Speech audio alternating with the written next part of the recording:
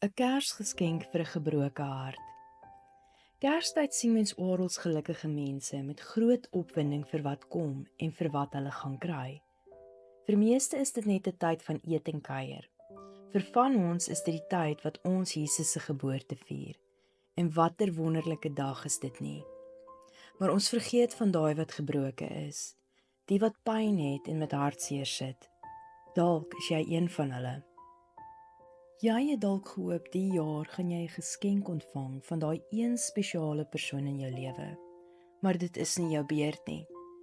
Miskien weerhou onvergifnis jou daarvan om die dag saam met jou mense te deel. Dalk het jy iemand aan die dood afgestaan en die jaar is die eerste keer wat daai geskenk nie ontvang word nie. Dit voel vir jou soos 'n tyd wat jou hart net gebreek is. Elke keer as jy ander om jou sien wat bly is en lag, en wanneer jy dink aan wat jy nie ervaar die jaar nie, voel dit asof die wind uit jou geskop word.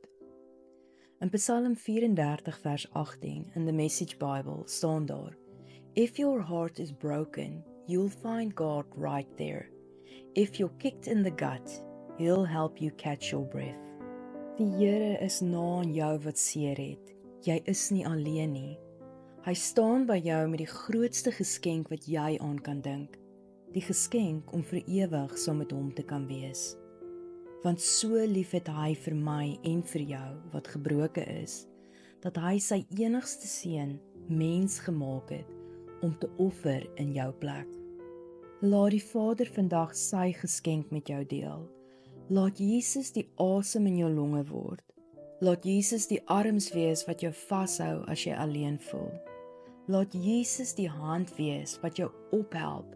En wanneer jy dink jy kan nie meer nie, laat hy jou bron van krag word. Laat Jesus die stukke van jou gebroke hart optel en dit weer heg met sy liefde. 'n Liefde wat jou nie kan teleurstel nie. 'n Liefde wat jou nooit sal verlaat nie. 'n Liefde wat 'n lig in alle donker sal wees. 'n Liefde wat jou altyd sal kies.